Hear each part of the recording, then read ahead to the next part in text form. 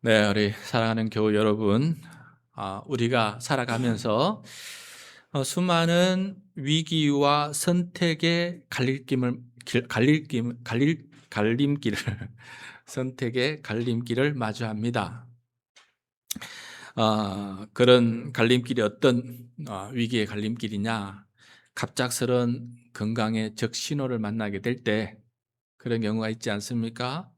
감당하기 버거운 경제적 압박을 느끼게 될 때, 꼬여버린 인간관계의 매듭 앞에서, 도저히 풀리지 않는 이 인간관계의 매듭 앞에서 우리는 저마다의 방식으로 이 위기를 돌파하려고 애를 참 많이 씁니다. 그런데 바로 그 결정적인 순간, 한 사람의 내면 밑바닥에 자리 잡고 있던 진짜 영적 민낯이 드러나게 됩니다. 그것이 비겁한 고집인지 아니면 하나님을 향한 거룩한 소신인지, 그게 판가름이 나게 됩니다. 그래서 어떤 위기 앞에서 이게 내 고집이냐 아니면 정말 좋은 소신이냐, 이것을 정확하게 분별하지 못해서 위기와 갈림길이 더 힘들어질 때도 있다라는 거예요. 교회에서 봉사와 회의의 자리를 한번 생각해 봅시다. 내가 이 교회에서 몇 년을 봉사했는데 내 경험상 이게 맞아 라며 내 방식과의 주장을 관찰할 때가 있어요. 관철시킬 때가 있어요. 관철. 다른 지체의 마음에 상처를 주기 십상입니다. 교회를 위한다는 명분을 내세우지만은, 그래서 열심히 섬기지만은 실상은 내 영향력과 내가 받고 싶은 그 욕구가, 그 고집이 작동할 때가 참으로 많이 있습니다. 그래서 이게 고집인지 소신인지 분간이 잘 안 될 때가 있어요. 또 우리는 일상에서 흔히 내 고집을 소신으로 착각하곤 합니다. 여러분, 고집이라는 게 뭡니까? 내 허물과 수치를 들키지 않으려고 자존심이라고 하는 이 두꺼운 방패 뒤에 숨어서 목을 뻣뻣하게 세우는 비겁한 자기 방어가 여러분 고집이에요. 비겁한 자기 방어 기제가 바로 여러분 이게 고집이라는 겁니다. 내가 틀렸음을 은연중에 알면서도 내 체면이 깎이는 것이 두려워서 끝까지 우기고 나서는 것이 바로 고집 피우는 것이다, 그렇게 말하는 것입니다. 그러나 여러분, 우리 하나님을 믿는 성도의 소신이라 그럴까요? 지조라 그럴까요? 올바른 태도라 그럴까요? 절제라 할까요? 성도의 소신은 다릅니다, 여러분. 소신은 내 뜻을 관철하는 힘이 아니라 하나님의 거룩한 뜻과 말씀 앞에서, 그러니까 이 성도의 소신은 하나님의 거룩한 뜻과 말씀을 알 때 소신이 나와요. 그렇지 않으면 자기 고집이에요. 하나님의 거룩한 뜻과 말씀 앞에서 내 알량한 자존심마저 기꺼이 내려놓을 줄 아는, 다시 말해서 십자가의 자기 부인처럼 자기를 내려놓을 때 올바른 소신, 정말 하나님의 뜻을 따르고자 하는 순종의 소신이 드러나게 되는 것이죠. 당장 내 판단이 더 빠르고 효율적으로 보일지라도 내 눈에는 안 보이지만 하나님이 하고 계십니다. 하나님의 뜻이 있습니다. 라고 고백하면서 기꺼이 잠잠히 물러서는 거룩한 용기, 이걸 가리켜서 성도의 소신이다 라고 이렇게 말할 수 있을 것입니다.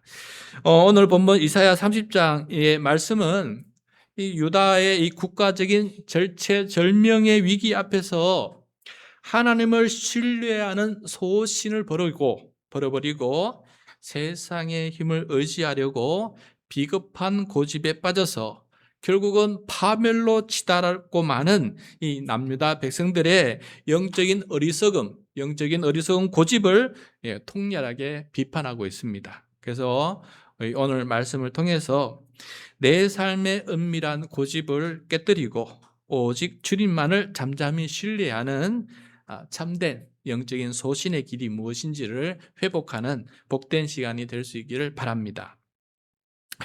본문이 기록될 당시 남유다는 북쪽에 파죽지세로 밀어붙이는 내려오는 잔혹한 나라가 있었어요. 그 나라가 바로 아시리아 제국입니다. 우리 개역 개정에는 아수르라고 되어 있죠. 아시리아 제국이 넓은 영토를 점령하고 있는 그런 상황에서 그들의 말바꾸 소리 앞에서 벌벌 떨면서 극심한 공포에 휩싸이게 됩니다. 수많은 나라들이, 작은 나라들이 그 공포 앞에 휩싸이게 돼요. 이 위기의 순간에 유다의 지도자들과 백성들은 살아보려고 발버둥을 치는데 먼저 마땅히 하나님 앞에 엎드려서 하나님의 뜻과 하나님의 도우심을 간구해야 될 이들이 먼저 그렇게 하지 않습니다. 그들은 어떻게 반응을 하느냐? 다 함께 오늘 본문 1절과 2절 말씀 같이 읽겠습니다. 시작. 주님께서 말씀하신다. 거역하는 자식들아, 너희에게 화가 닥칠 것이다. 너희가 계획을 추진하지만 그것들은 나에게서 나온 것이 아니며 동맹을 맺지만 나의 뜻을 따라 한 것이 아니다. 죄에 죄를 더할 뿐이다. 너희가 나에게 물어보지도 않고 이집트로 내려가서 바로의 보호를 받아 피신하려고 하고 이집트의 그늘에 숨으려 하는구나. 주님은 유다의 이 비밀스러운 외교 행위를 보고 거역하는 자식들의 죄악이라고 엄중히 꾸짖고 계십니다. 왜 그렇습니까? 그들은 하나님께 기도하여 묻지도 않은 채 은밀히 사절단을 꾸려가지고 남쪽의 강대국이 북쪽의 강대국이 쳐들어오니까 남쪽의 강대국이었던 당시 이집트 제국으로 달려갔던 것입니다.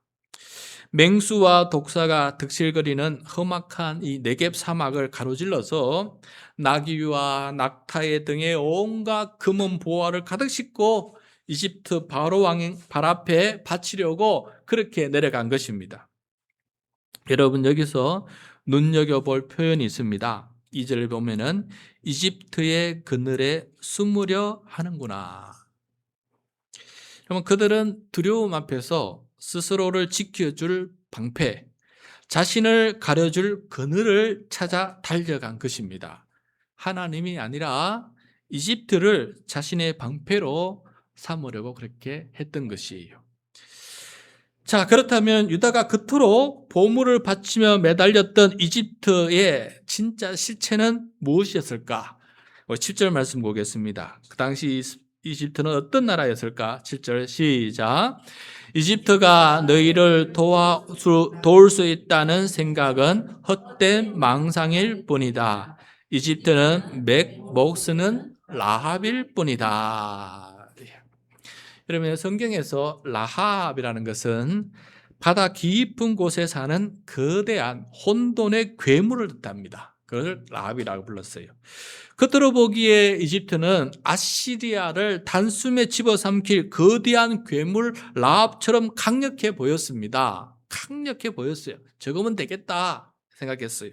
그러나 모든 걸 내다보시는 주님의 눈에는 그 이집트는 손발이 꽁꽁 묶여 아무 힘도 쓰지 못하는 맥 못 쓰는 라합, 다시 말해서 속 빈 껍데기에 불과했다라는 거예요. 그걸 의지하려고 달려가는 거예요. 그들이 그토록 의지했던 방패는 사실 아무것도 막아줄 수 없는 종이장 방패였다라는 것을 말씀해 주고 있습니다. 실제로 역사를 보면은 아수르 제국 앞에서 이집트는 아무것도 못하는 그런 나라였습니다. 교우 여러분, 우리는 인생의 막다른 골목을 만날 때, 내 인생의 절박한 위기를 경험할 때 무엇을 가장 먼저 찾고 계십니까? 기도에 무릎을 꿇기보다 돈의 힘, 그다음에 유력한 인맥, 인간적인 골모 술수라고 하는 나만의 이집트, 내가 생각하는 이집트, 그것을 만들어서 재빨리 그 그늘 아래 숨으려고 발버둥 치지 않습니까? 뭐가 문제입니까? 그것이 왜 죄가 됩니까? 그게 왜 지혜가 되지 못하고 죄가 됩니까? 그것을 우리는 오늘 말씀을 통해서 그나마 들어야 되겠습니다. 자, 유다 백성들이 왜 이토록 헛된 이집트에 고집을 부렸을까? 그 이유는 그들의 영적인 귀가 완전히 닫혀버렸기 때문에 그렇습니다. 영적인 귀가 닫혀버렸어요. 오늘 우리 9절 10절 말씀 한 목소리로 읽겠습니다. 9절 10절. 이 백성은 반역하는 백성이요 거짓말을 하는 자손으로서 주님의 율법은 전혀 들으려 하지 않는 자손이다. 선견자들에게 이르기를 미리 앞일을 내다보지 말아라 하며 예언자들에게 이르기를 우리에게 사실을 예언하지 말아라. 우리를 격려하는 말이나 하여라. 가상현실을 예언하여라. 자, 여러분, 백성은 하나님의 뜻을 대면하는 선지자들의 입을 틀어막습니다. 우리들의 죄를 덜추지 마라. 우리 죄 좀 덜추지 마라. 회개하라고 그렇게 껄끄러운 말 좀 하지 말라. 우리의 듣기에 귀에 좋은 달콤한 축복의 말, 위로의 말, 격려의 말, 부드러운 말, 그런 거짓말만 좀 들려주어서 내 마음이 평안하게끔 좀 그렇게 만들어달라. 네가 할 일은 그것이다 라고 이렇게 백성들이 외쳤던 거예요. 다시 말해서 하나님 영적인 귀가 닫혀서 하나님의 말씀은 들으려 하지 않고 내가 듣고 싶은 말만 들으려고 고집을 피우는 거예요. 그게 바로 여러분 영적인 고집입니다. 이 상처 입은 자존심을 방어하려는 인간의 이 고집은 결국 하나님의 거룩한 말씀을 거부하는 영적 귀머거리로 만들어 버립니다. 그래서 더욱더 귀머거리가 돼요. 가정에서도 부부 사이에 내 잘못을 인정하기 싫어서 귀를 닫고 문을 닫아버리는 이 완고함, 그리고 일터와 교회에서 내 방식만 옳다면서 타인의 권면을 무시하는 태도가 바로 이와 비슷합니다. 하나님은 이사야에게 이들의 완악함을 영구히 남을 서판과 책에 낱낱이 기록하라고 명령해요. 역사의 법정 앞에서 그들의 고집이 얼마나 비참한 파멸을 낳는지 똑똑히 증명하시겠다는 그런 뜻입니다.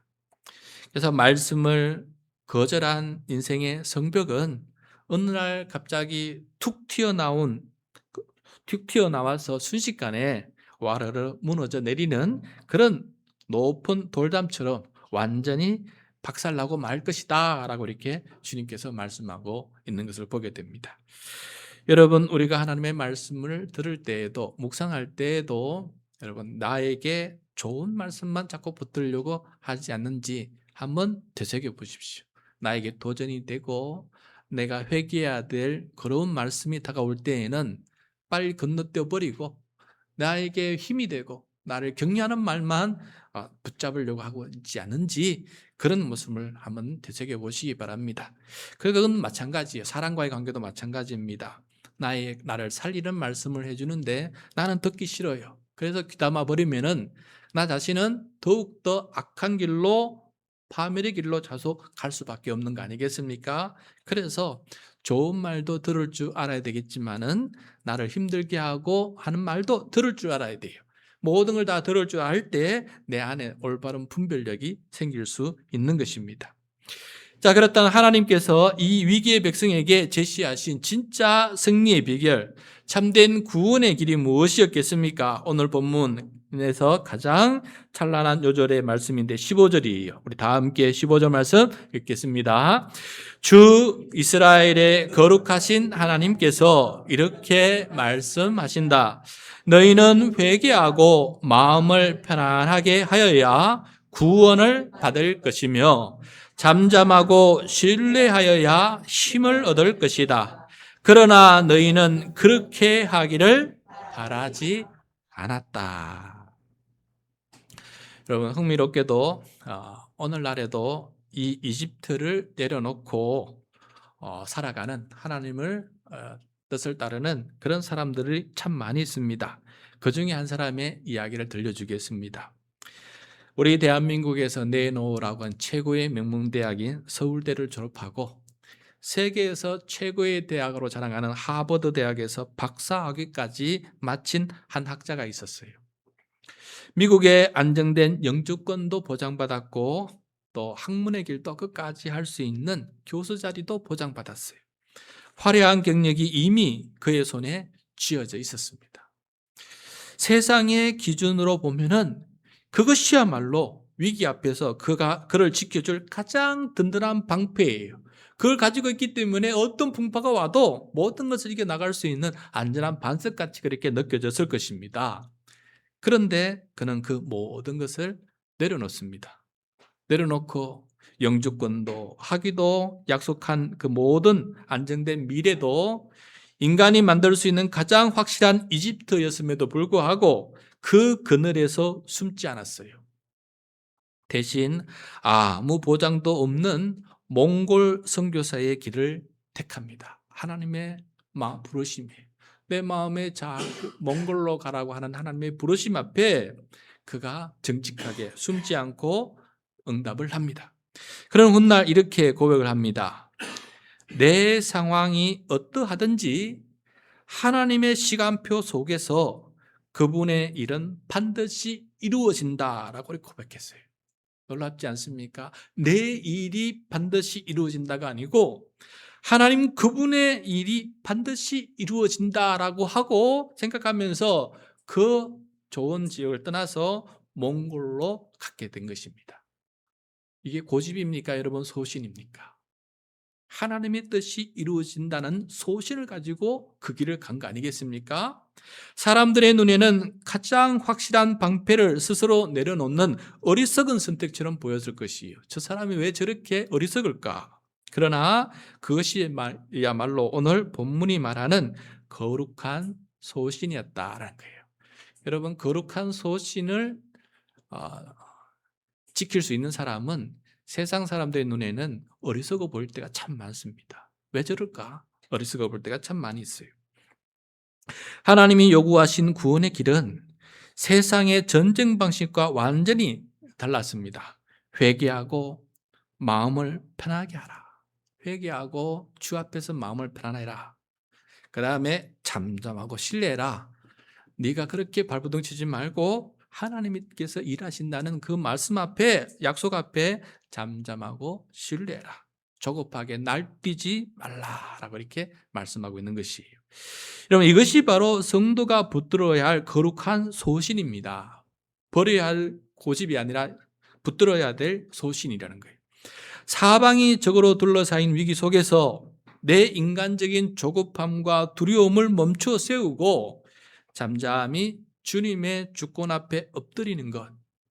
세상 사람들이 보기에는 답답하고 무기력해 보일지라도 하나님이 일하실 것입니다 라고 고백하면서 기도의 자리를 우선적으로 지켜내는 영적 뚝심이 있는 사람, 그 사람이 바로 여러분 거룩한 소신을 가진 성도의 모습이다라는 것입니다.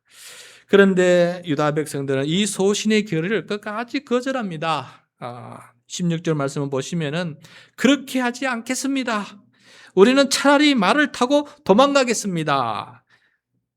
그렇게 하지 않겠다는 거예요. 우린 차라리 말 타고 빨리, 내가 뛰어가면 빨리 도망 못 가니까 말을 타고 빨리 도망가겠다는 것입니다. 그들은 끝까지 자기들의 발빠른 기동력과 수단을 의지하겠다고 그렇게 고집을 부렸어요.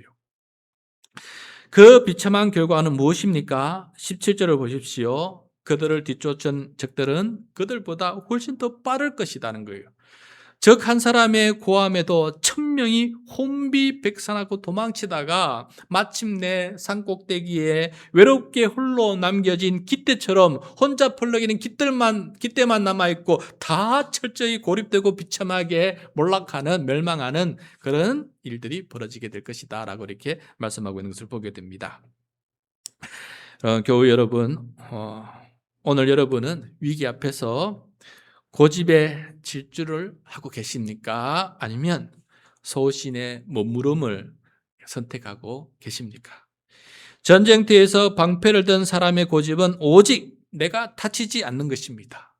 방패를 든 사람은 오직 내가 다치지 않는다. 크기에 목숨을 겁니다. 내 실수를 감추고 내 체면을 지키기 위해서 자존심이라고 하는 두꺼운 방패 뒤에 숨어서 다른 사람들과 세상을 향해 삿대질을 하면서 살아갑니다. 그러나 십자가를 진 사람의 소실은 다릅니다. 하나님 앞에서 이미 자기를 부인한 사람은 지켜야 할 사적인 체면도 감추어야 할 허물도 없습니다. 오직 주님의 공의와 샬롬을 위해서, 평강을 위해서 기꺼이 내 방패를 내려놓고 주님의 발 앞에 엎드리게 된다는 것이에요. 예수 그리스도께서 걸어가신 십자가의 길이 바로 이 거룩한 소신의 절정입니다. 예수님은 12군단도 더 되는 천사들을 불러 세상을 단숨에 썰어버릴 수 있는 힘을 가지고 계셨지만은 인류 구원이라고 하는 하나님의 뜻을 이루기 위해서 온 인류의 온 죄인들의 대속적인 죽음을 대신 감당하기 위해서 묵묵히 도살장으로 끌려가는 어린 양처럼 잠잠하고 신뢰하는 마음으로 그 길을 걸어가셨던 분이 바로 예수 그리스도이십니다. 그 십자가의 침묵과 순종이 마침내 사망 권세를 깨뜨리고 부활의 영원한 승리, 하나님의 나라 새하늘과 새 땅을 열어가시는 길을 앞당기게 해 주셨던 것입니다. 여러분, 이번 한 주간 삶의 현장에서 세 가지 믿음의 결단을 좀 올려드렸으면 좋겠습니다. 첫째, 내 안에 가짜 피난처인 이집트와의 동맹을 과감히 내려놓으시기 바랍니다. 돈과 사람의 인맥 뒤에 숨으려 했던 조바심을 회개하고 영원한 반석이신 하나님만을 내 인생의 유일한 피난처로 삼을 수 있기를 바랍니다. 하나님만 유일한 피난처로 삼으라 하니까 두려움에 빠질 것입니다. 여러분, 일단 삼아 보십시오. 그리고 나면은 두려움을 먼저 쫓아보나면은 더 올바른 길이 눈에 보입니다. 하나님과 함께 가는 길이 눈에 보여요. 그런데 가짜 피난처인 이집트와 동맹하려고 고집 부리고 또 방황하다 보면은 하나님이 눈에 안 보입니다. 그래서 먼저 하나님을 절대적으로 신뢰하고 주 안에서 서라는 거예요. 그때 여러분, 우리는 소신을 찾을 수가 있습니다. 두 번째, 달콤한 위로만 구하지 말고 나를 살리는 불편한 진리의 음성을 여러분 귀를 여시기 바랍니다. 내 숨은 허물과 교만을 찌르는 말씀 앞에 고집 부리지 말고 정직하게 무릎을 꿇고 돌이킬 수 있는 마음을 가질 수 있기를 바라요. 그래서 진리는 항상 불편합니다, 여러분. 올바름은 늘 불편해요. 그런데 그 불편함을 받아들일 수 있는 마음이 생길 때 나의 어리석음과 나의 고집스러움과 나의 부족함과 나의 허물과 나의 부족함을 받아들일 때 여러분, 그때 주님 앞에 바로 설 수가 있습니다.